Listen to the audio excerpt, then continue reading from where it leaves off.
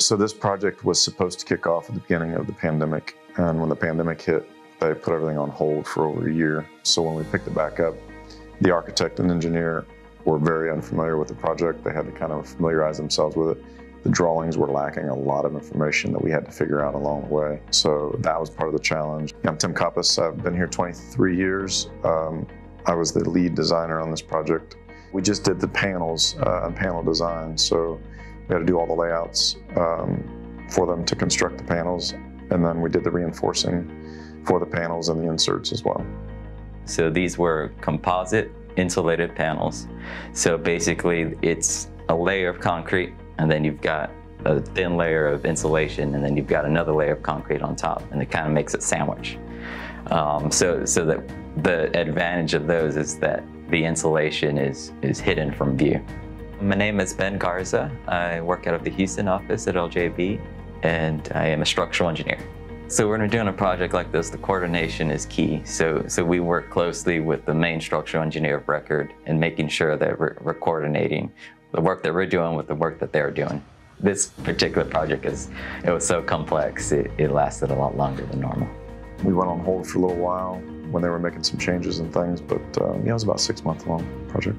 The challenging part of this one was the extreme angles that we had, getting those panels to come together to figure out how to make them work, how to connect them, what sections we needed to make it clear for the guys pouring the panels and making the panel as easy as possible.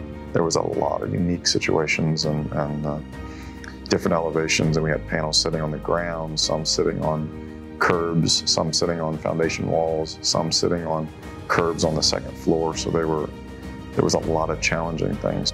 So the challenging part was getting all the penetrations for the HVAC, massive holes, anywhere from 2-foot square to 8-foot square holes for all the HVAC that's coming in and out of the building. So that coordination was challenging. Well, I appreciate the work of Tim Coppess, who was the lead Revit designer on this project. So what he can do is he can take our model, which is a 3D model of the building, and he can incorporate the mechanical engineer's model, which is also a 3D model, but it also shows all their duct work and mechanical units.